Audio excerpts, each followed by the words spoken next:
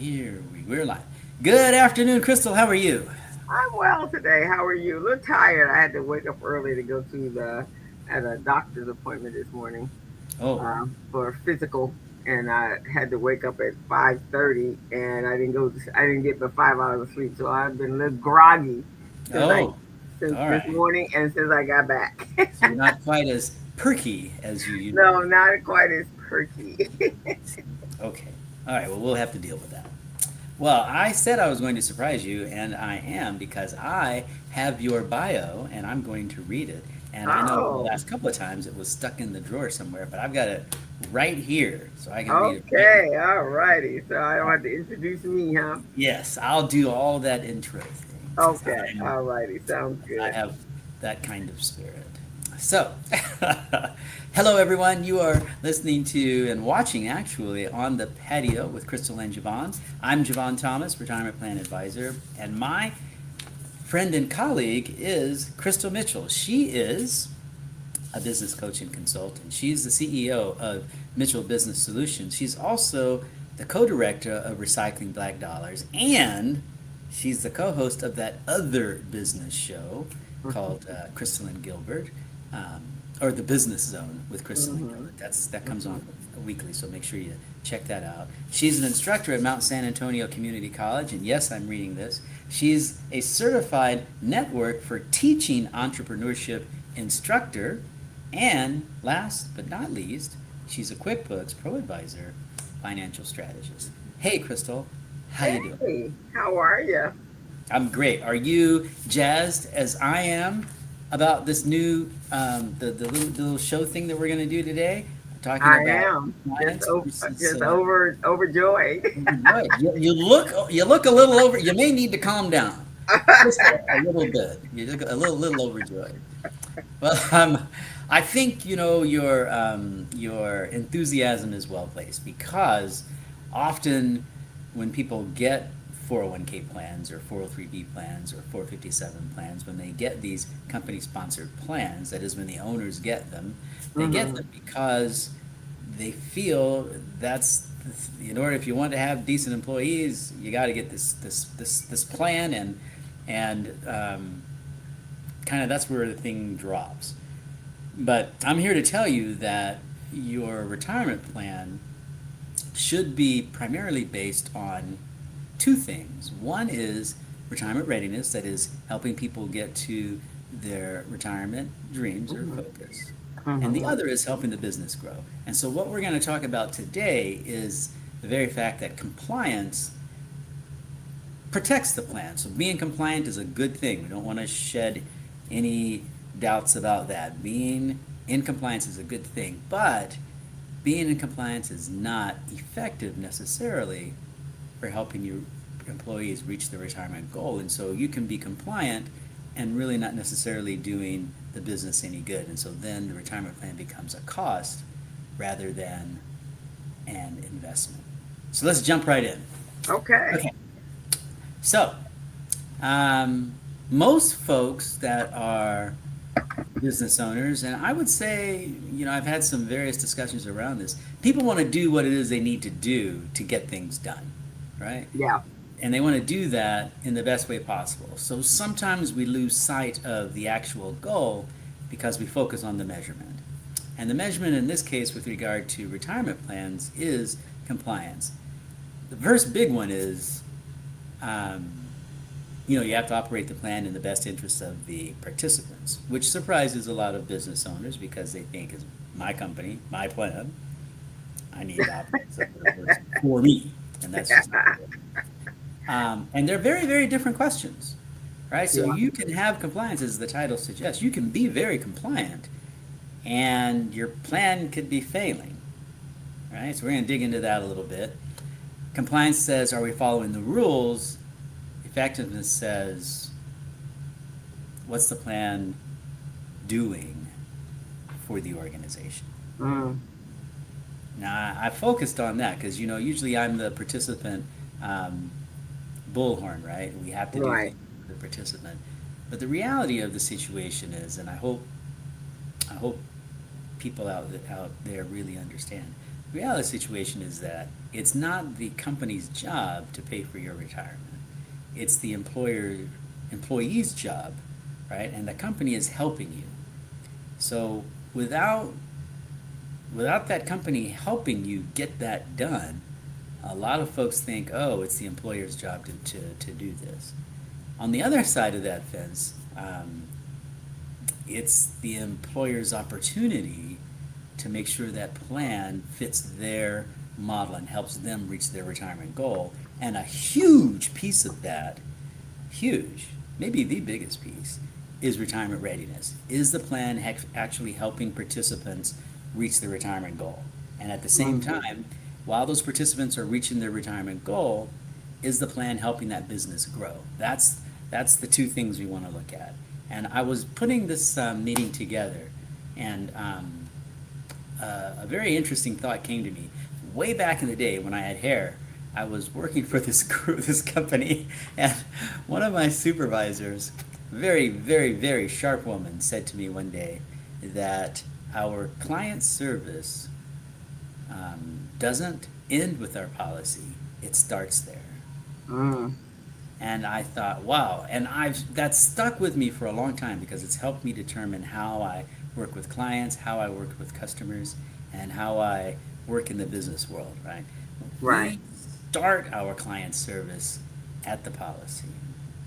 So, from the business owner's point of view, we start the compliance, we start the plan um, effectiveness at compliance. That's just ground one. But the effectiveness of the plan doesn't end there, right? And Mm. it's more a mindset rather than a work set. It's more a way we think about how people are interacting with the plan than what else do we need to do. Okay, so let's jump into a little bit further. I now I imagine you've got some issues as well. For example, like you've said to me many times before, people don't understand what's going on with the plan. No, they do not. You know, it's not part of their. I don't know what you want to call it. The 10 most things that's important to them on their list, depending on their age.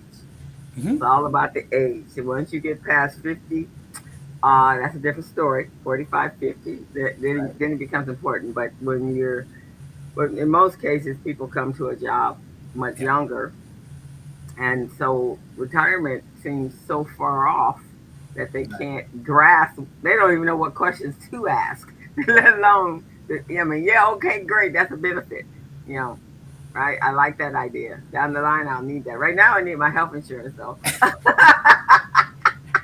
They're not You're even right. too concerned about life insurance for that matter. Yeah. Most of the Yeah. time, it's just about the beneficiary, right? That's the only time that they put any attention to the life insurance. But health insurance, that's Yeah. in the immediate right now, and I need to Yeah. know what that is. So, yeah, Yeah. unfortunately, a lot of our employees are not that savvy in that area.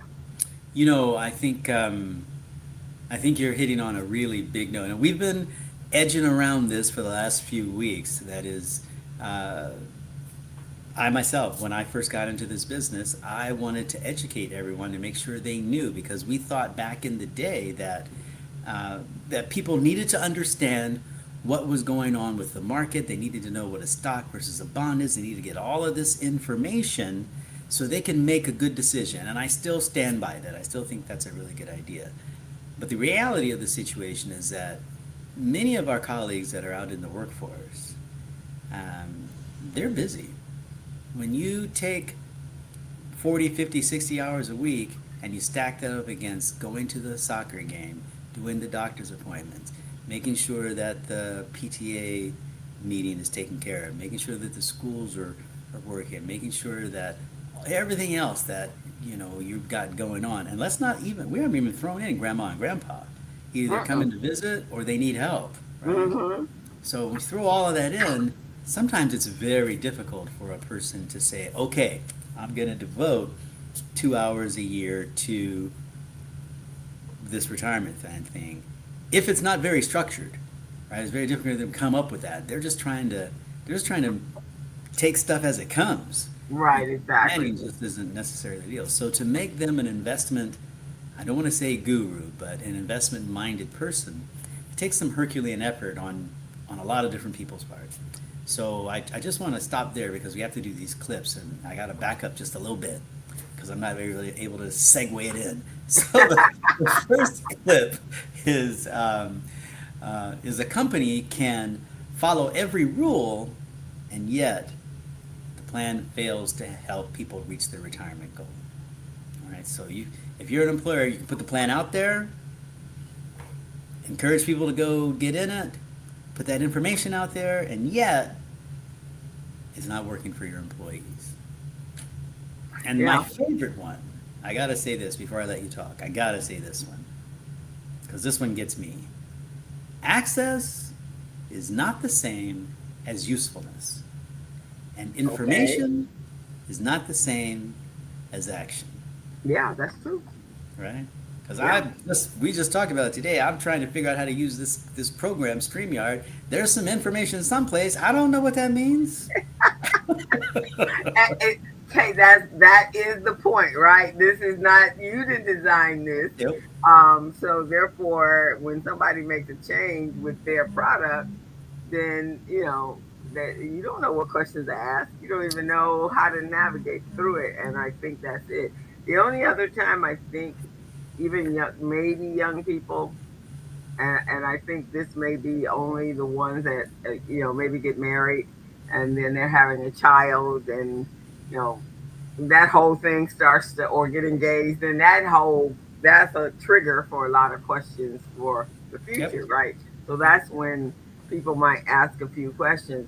They may not know what answer questions to ask, right, and who to ask, and how to find that information out. And then you might even have an employer that leaves it all up to which happens a lot, leaves it all up to the HR department. HR director or assistant or whatever leaves the HR, now everybody's in a flux, right? Because they're learning it. He don't know it. The boss he or she don't know it. Well, and I assume I can imagine a scenario where, well, we don't have anybody retiring in the next 10 years. We'll worry about it then. Well said. Well said. Well said. I hear that often. Well You said. do. So, You actually do hear that line? Oh, scary. well, I hear it from the mind. I don't hear it from employers. I hear it from the minds of participants when they say to me, "I'm only 30. I'll worry Oh, about retirement when I get to 60." And I say, okay. if you think about it now, you won't have to worry about it then. And sometimes they believe me, sometimes they don't. And I know because I've been doing this for like 20, 30 years, so I know there's some folks out there that are saying, I should have paid attention to what he was saying back there in my 20s because now it's on me. I mean, once you get Right. closer to that 60, 65 mark, then you start to realize, oh, it's on you, right? Oh, yeah. And maybe you didn't have time, maybe you didn't take the time, maybe you thought your spouse was going to do it, whatever happened. But the reality of the situation is, yeah, it's on you. And that's kind of the reason that we're talking here because, over the last couple of weeks, we've been looking at that situation from a different point of view. So, Right. at first, as I suggested, I came out saying we need to educate everyone. And now I think many of us, there's a growing movement in the retirement industry that are saying, hey, the reality of the situation is that people are not going to become investment gurus. As No. much as we want them to be strong in their investment sense, and we're talking about a 401k plan, we're not talking about knowing about options and, we're not talking about that. No. We're just talking about a basic, simple retirement plan. You put your money in, it grows up, it goes down, and at the end of 20 to 30 years, you got a little pot of money. And the more risk you take, the more chance you have of making more money. But the word is chance. There are no guarantees in life. That's not the way this Mm. works. So getting folks to understand that concept is very, very difficult when they know for sure what time they have to pick that child up from the babysitter. Yep. They know for sure what time they need to feed the medicine to the dog. They Yep. know for sure when they have to have dinner on the table, and they know for sure when bedtime is. And they also know for sure when whatever TV show comes on. They know that. But something as nebulous as your money kind of goes up and your money goes up and it comes down and it goes up, they don't really know that. It's like going to the beach and trying to figure out, all right, how close do I sit to that water? I tell you what, I'm gonna sit back here on the sidewalk because I don't know what's going on up there.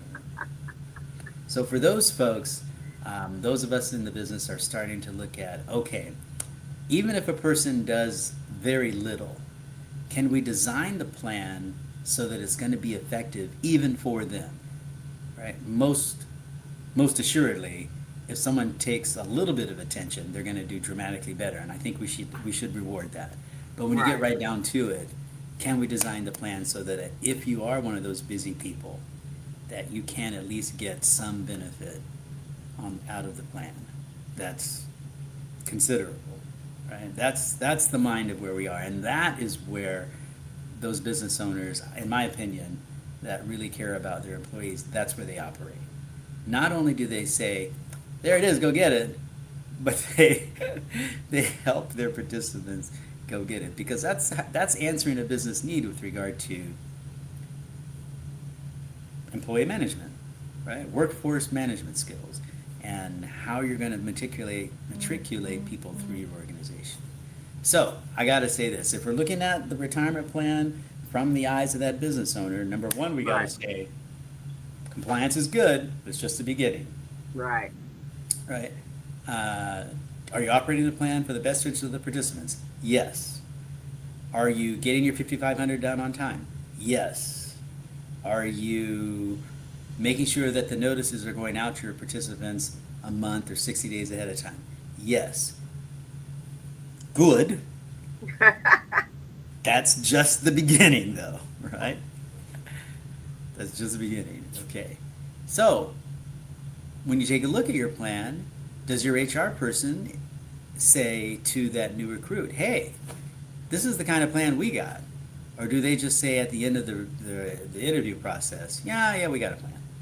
Right, so does it help you retain and reward your employees? And do your employees know that? Do you overhear your employees saying, this might possibly be the last job you're ever going to have because the retirement plan here is that good? Ah, now that's a good question. Yeah, And I especially in this think, day and age when a lot of people don't do long distance. That's a good one. yeah, yeah. Hmm. Yeah, when you get right down to it, I'm famous for saying, hey, in our 20s and our 30s, especially our younger 30s, we all kind of look the same. We're trying to drink beer and do other nefarious things that I don't need to talk about here on air. But once we get into our 30s and 40s, we start to look dramatically different. Some of us have kids, some of us have aging parents, some of us have Right. grandparents, some of us we got stuff going on, right? Yeah. And so that retirement plan, and I'm going to say that, I'm using that, but let's say that whole benefit package shifts into what we call total compensation. That becomes dramatically important depending on what stage of life you're in, Yeah. It does. right? Yeah. So, Let me ask this question: Have you had a situation in your history of doing this that you know they did nobody, even the owner wasn't consistent with it, or is this conversation part of that? Like when they have to do the year open enrollment for health insurance, do that kind of roll into that same time? Because I know everyone, all the HR uh, uh, folks that I know, open enrollment kind of like is intense at the end of the year. From October to December is pretty intense because they have certain time to get that in if they're going to make any changes, updates, that kind of stuff. Does the retirement conversation happen at that same time, or is it not consistent with any time frame? so I want to answer that question and hopefully not be long-winded about it because I like to talk. Okay. Um, I would say that it really kind of depends. And I would say that often, depending on the company, we have that retirement meeting around the same time that we're having the healthcare meeting. And the Okay. reason for that is when it comes to shutting that plant down um, and bringing it back up, I think employers are thinking, okay, if I'm going to have to shut down the plant for 2 days, Okay. I may as well shut it down for 3 days, or I may as well shut it down for a whole 2 days, right? Mm. Because it takes so long to get it geared back up, and so many people are coming from some over that it's just going to take me forever if I shut it down for 3 half days, Okay. right? So there's an economic thing in there, and then the other thing I think is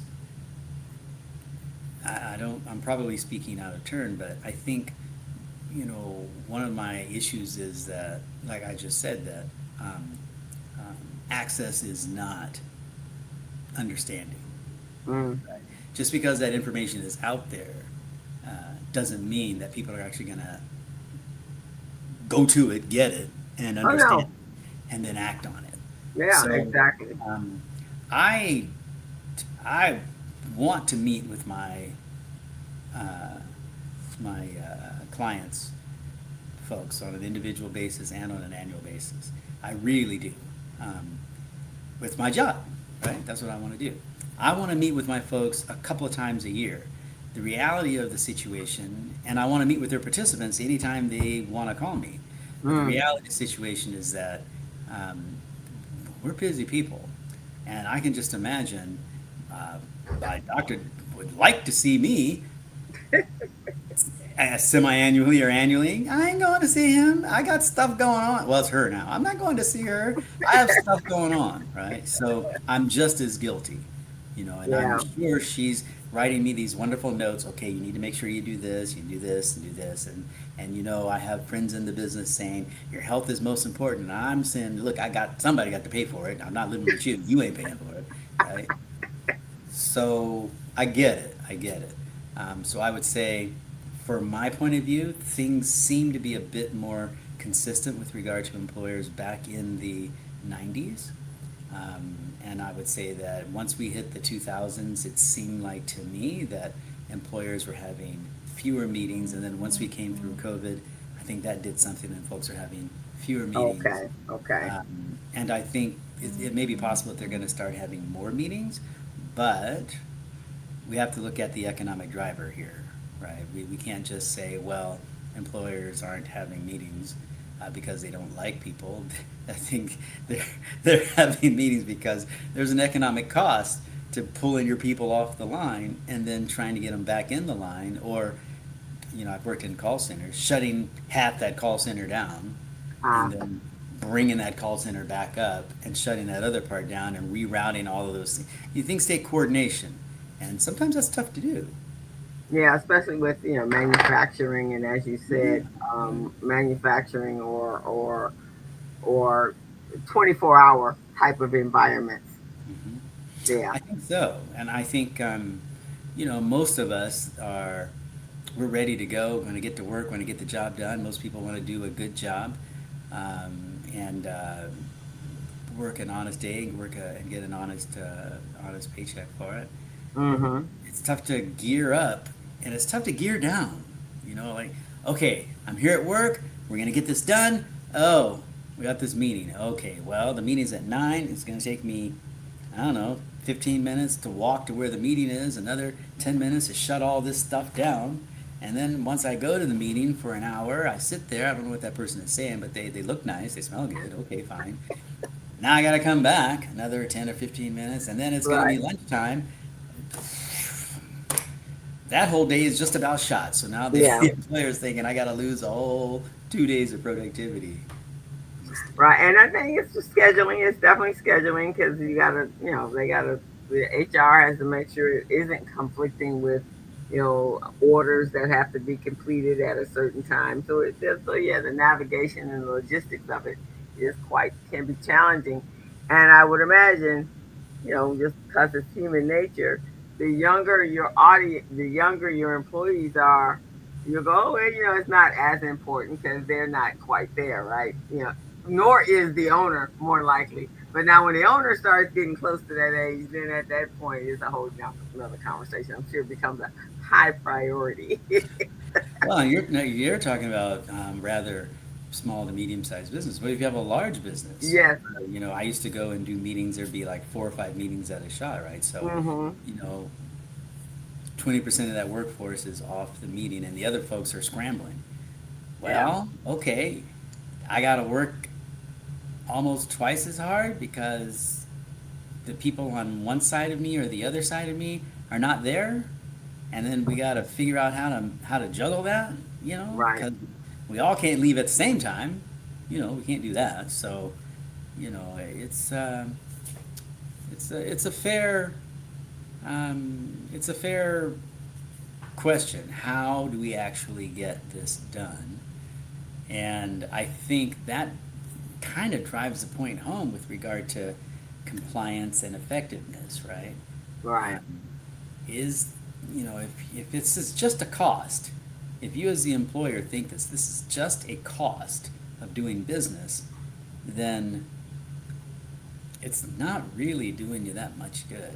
So, I'm on the warpath to say no. Let's turn this around so this is actually a tool that you can use to increase your business, Right. to Yeah, make your business exactly. more successful, right? So that's the campaign we're on now. And as we did mention I think last week or a couple weeks ago, not yeah, increase the business, but also get more engagement or more buy-in from their employees is Most definitely, right. most definitely, Yeah. right? Because when you get right down to it, and I have to put in a little comment for the clip, and that would be, compliance is the floor, doing what you got to do. Yeah, we're kind of Yeah. in a strange place in the world now where people want to do what they got to do, whereas the business value doesn't come until you go above that, right? Do what you got to do. That's normal. Anybody can do that.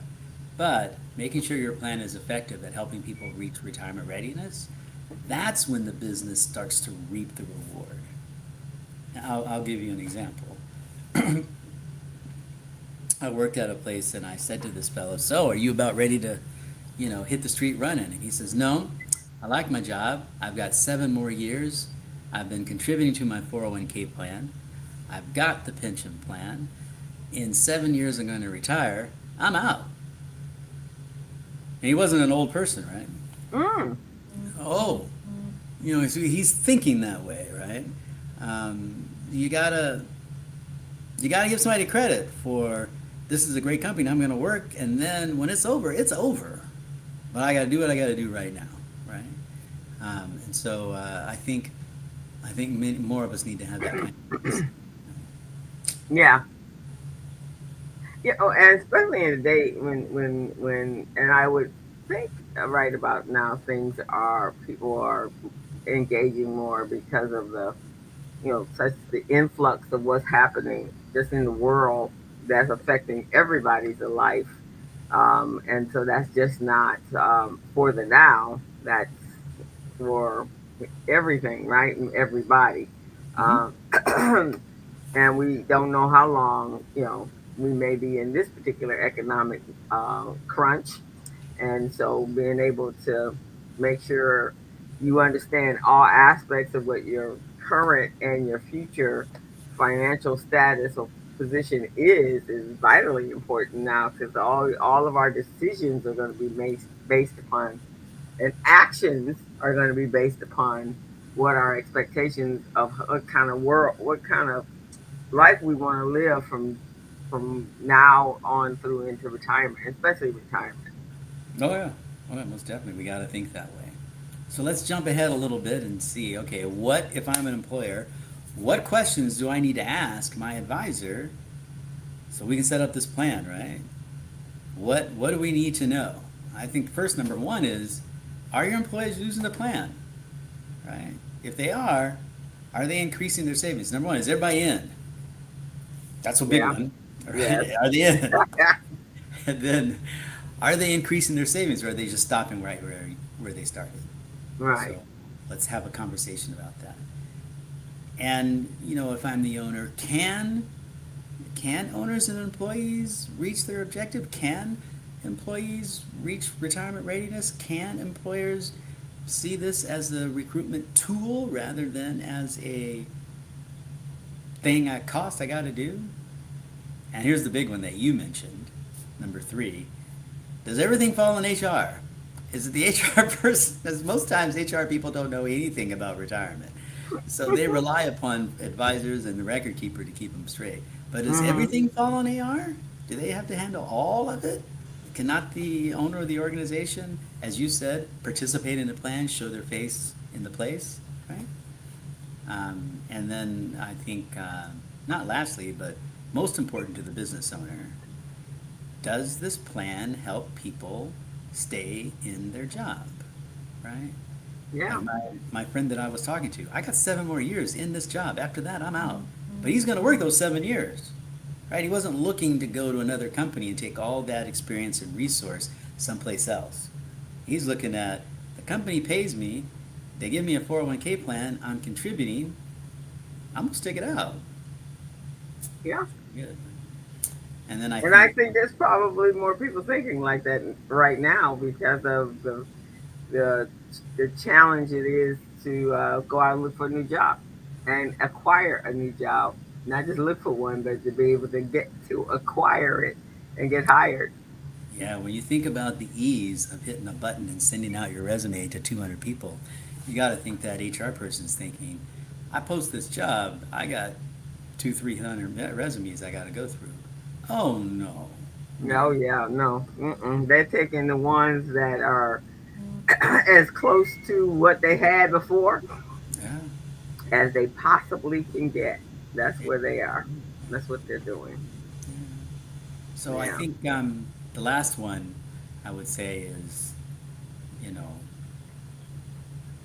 is your workforce becoming retirement ready, right? Mm. So does your workforce have a mindset that says, hey, if I do my job and I get it done and I do a good job, am I going to be able to retire with dignity? Is that a conversation that's happening, right? Is your plan helping people reach that retirement readiness? Are you hearing people, or are people saying it's a retirement plan? Who cares? I mean, do people really appreciate what it is you're doing for them? And I have to admit, I have talked with employers who say, you know what? You come out here, Javon, you give your little spiel. It's a great thing to tell people. Nobody's listening. It's just time away from work. And I don't see why I need to pay all this money to have you come out here and do this when nobody does anything. So instead of having 3 meetings, we're only going to have 2. Maybe just one over lunch or something like that. Because there's no reason for me to pay, to bear the economic expense if people aren't going to listen. And number 2, if folks are, are not going to get involved. Mm-hmm. Yeah. That's the business owner's point of view. Like, well, you know what?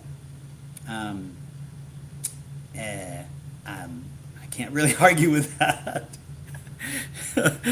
So, yeah, oh, okay. So I think the real question that, if you're an owner of the company, you want to ask your advisor is, not only am I following the rules, because that's important, Yeah. Yes. For sure. but, and we used to sit in meetings and look at the numbers, especially with large companies, we would do this. Not only did we meet the compliance rules, but what's the plan doing? Are people making changes? Are people using the website? Are people checking? Are people going past the match? How many people are actually on track to replace 70 or 80% of their income? How many of them down at 50? Why are these folks down at only replacing 30%? Right? Did they opt out of the automatic increase? What's going on? Are people taking loans? Are they, Mm. those kinds of questions, to see how's your workforce doing there? What's going on? And then using that along with your HR person to determine, okay, how do we win in this game as an employer? How do we turn this into a tool for workforce management and planning? So that's what I got to say. Yeah.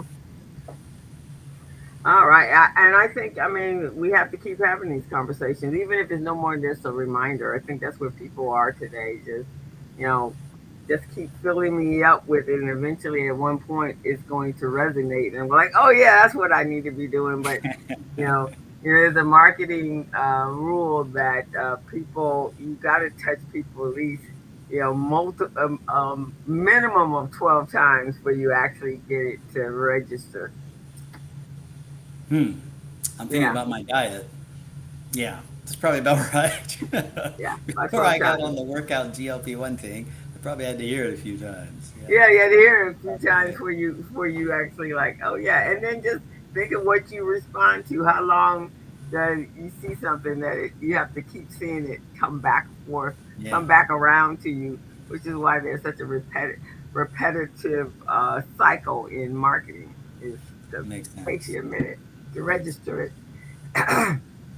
Okay, so All right. the end of the discussion is if you're a plan sponsor, ask your advisor, am I compliant? You'll probably already know that. And then, what's this plan accomplishing? And that's a discussion to have with your retirement plan advisor. So that's all I've got. All Do you want righty. the Well, I last think word, that or was a good are you show. good? Shall I read your bio? Yeah, I think that. I mean, I think we've covered it, and I think it was great information, and hopefully people will keep hearing it and register it. Well, we'll be here telling them, so Yes, we will be. there you go. Well, everyone, I want to thank you for joining us on the patio. Before I read Crystal's bio, I want to let everybody know that at the end of the month, we're going to have a special guest, and that's something we're going to start adding to our broadcast at the end of the month. We bring in a special guest. This month, I believe it's going to be Ronnie Hawkins. He visited us last time. He's a tax professional. So we're going to bring him in so folks can make calls and he can talk about whatever Ronnie wants to talk about, I guess. And then next month we're going to get another professional. I think we're going to get an end of life person to talk with us next month. Oh, good, So fantastic. thank you all for coming. I'm Jevon Thomas, retirement plan advisor, and my friend and colleague is Crystal Mitchell. She is a business coach and consultant. She is the CEO of Mitchell Business Solutions, co-director of Recycling Black Dollars. She's the co-host of another business show called The Business Zone with Crystal and Gilbert. That's comes on weekly, so make sure you can catch that. She's an instructor at Mount San Antonio Community College. She's also a certified network for teaching entrepreneurship instructor, and last but not least, a QuickBooks Pro Advisor Financial Strategies. Crystal, thank you for joining me, and I'll let you have the last word, but I just wanted to say thanks, and we'll see you folks next week. All right.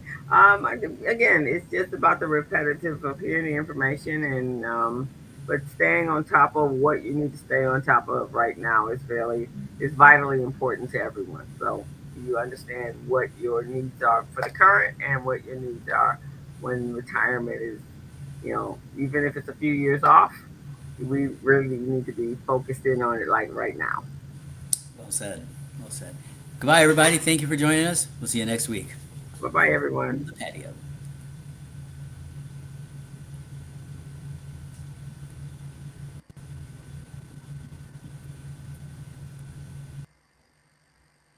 Yep, he took his whole self off, took his whole self out.